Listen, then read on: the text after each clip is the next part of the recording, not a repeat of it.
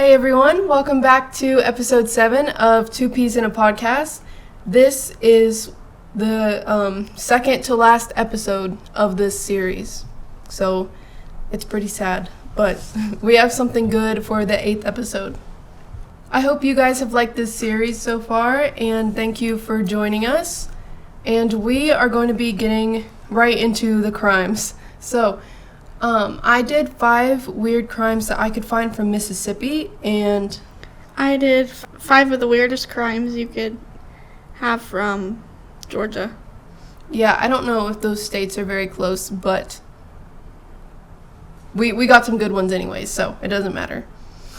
So, for my weird crimes, they're not ranked in weirdness, but just how I found them. I found them all on onlyinyourstate.com, if anyone was wondering. But for my first one, I have a lobster in someone's pants. Very weird, I know. Okay, so Nathan Mark Hardy of Mississippi took liking lobsters to a new level, apparently, while shopping in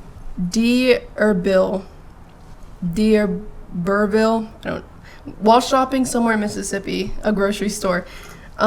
35-year-old Nathan saw some lobsters and shrimp that he just could not live without, apparently, but he didn't want to pay. So, what did he do?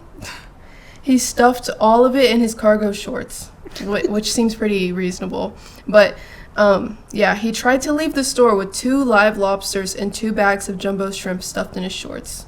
So, I don't know if that's, considered animal cruelty, but he was caught, of course. For my second one, I have from Facebook to getting booked. I think that's pretty clever because Facebook, getting booked, put in jail, So it starts out with everyone's on Facebook, even criminals. In October of 2011, 30-year-old Jason Andrew Smith broke into a U-Haul rental business, a very random place to break into, but in the middle of burglarizing the business, Smith realized the company's computers were left on, and he just couldn't resist logging into his Facebook account. And that's literally how he got arrested, because his account was still there. And I don't know if you guys have noticed a pattern, but I swear this is the 3rd Facebook criminal we've done.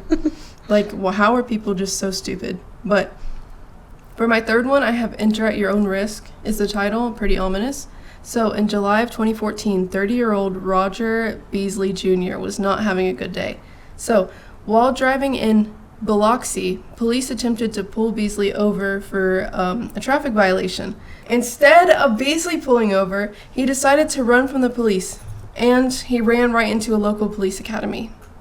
I don't know how are those the odds, I don't know. But we also have one about 411. So I don't know if we have that around here, but I don't know.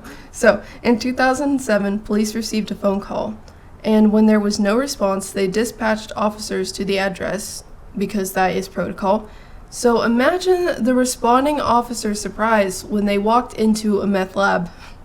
As it turns out, the resident of the home was trying to contact FEMA and inquire as to why he still hadn't received his trailer after losing his home in Hurricane Katrina.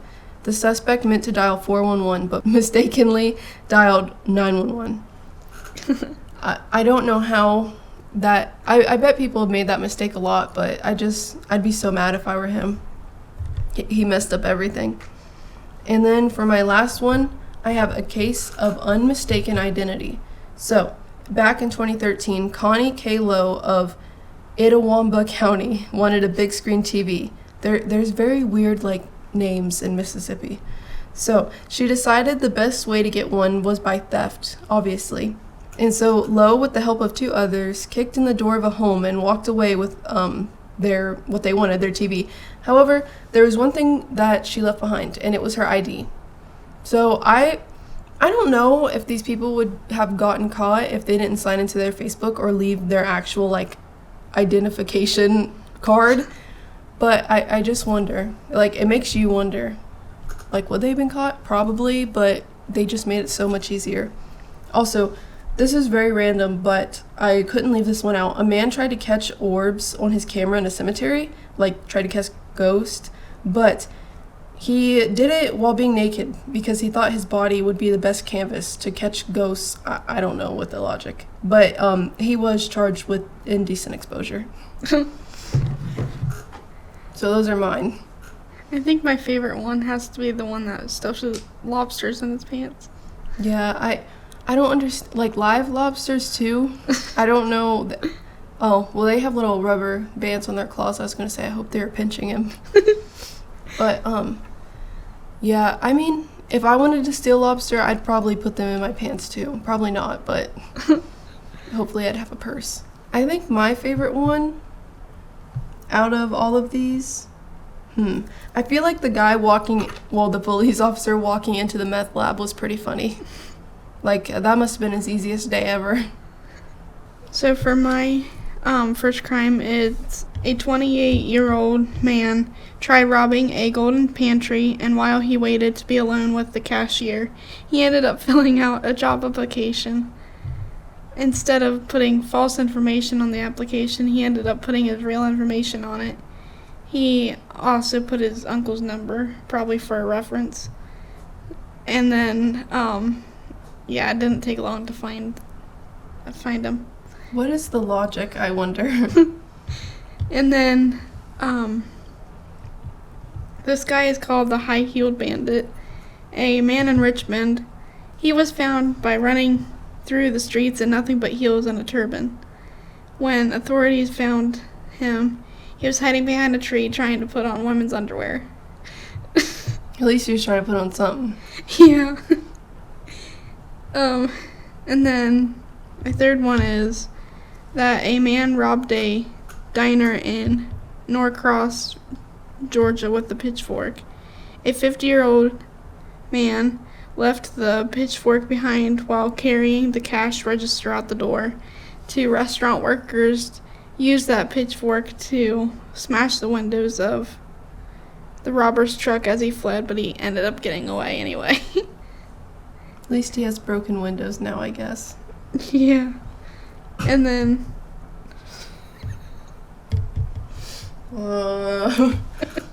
next crime. Someone breaks into the school through the window. And then in Albany, Georgia, bandits got away with a truck that was a 53-foot trailer worth over $100,000. They even got away with 39,000 pounds of Folgers coffee. So random. Yeah. And that coffee was worth more than $139,000. And then my final one was that a 21-year-old, he tried to cash a fake check for $360 billion. And he even forgot to make the check out to himself. I don't get it. This crime reminds me of the one from like an episode or two back that a guy tried to pay with $1 trillion. Mm-hmm. It kind of reminds me of that one. And I don't understand maybe if I was trying to afford to check, I would do a couple thousand at the most, but like the amount he did, how did he think that was going to work? But yeah, that does remind me of that one.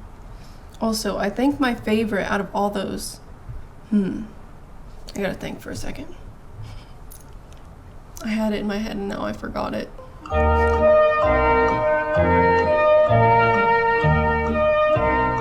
The coffee guy was pretty funny, but like, why do people need this much stuff?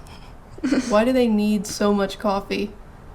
I think the funniest one is High-Heeled Bandit that wore nothing but heels and a turban. Yeah, that one is pretty funny. That's the most random one. Because it's just like, why? These people do not get prepared before they plan to steal, apparently, or commit a crime. Out of all of them, let me think. I gotta look at mine again.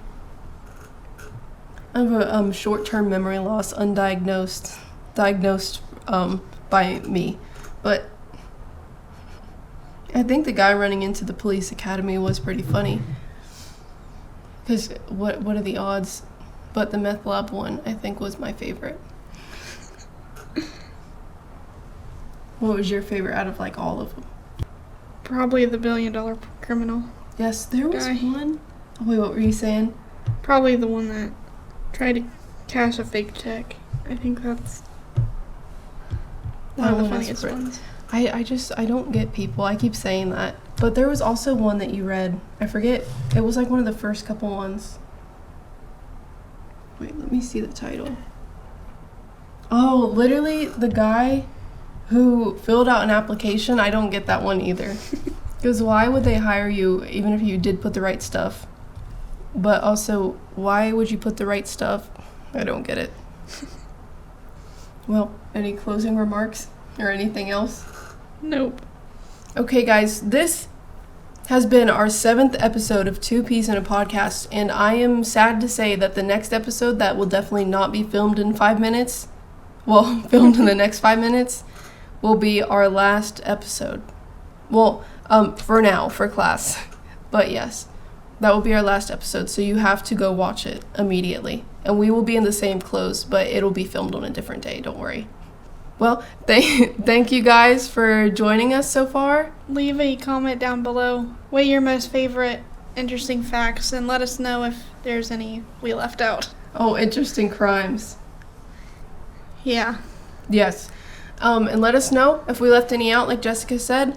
And what state do you want to see next? we already chose one, Michigan, but I don't know. I hope you guys said Michigan just a second ago. We hope that you liked our series so far. Thanks for joining us, and we'll see you later.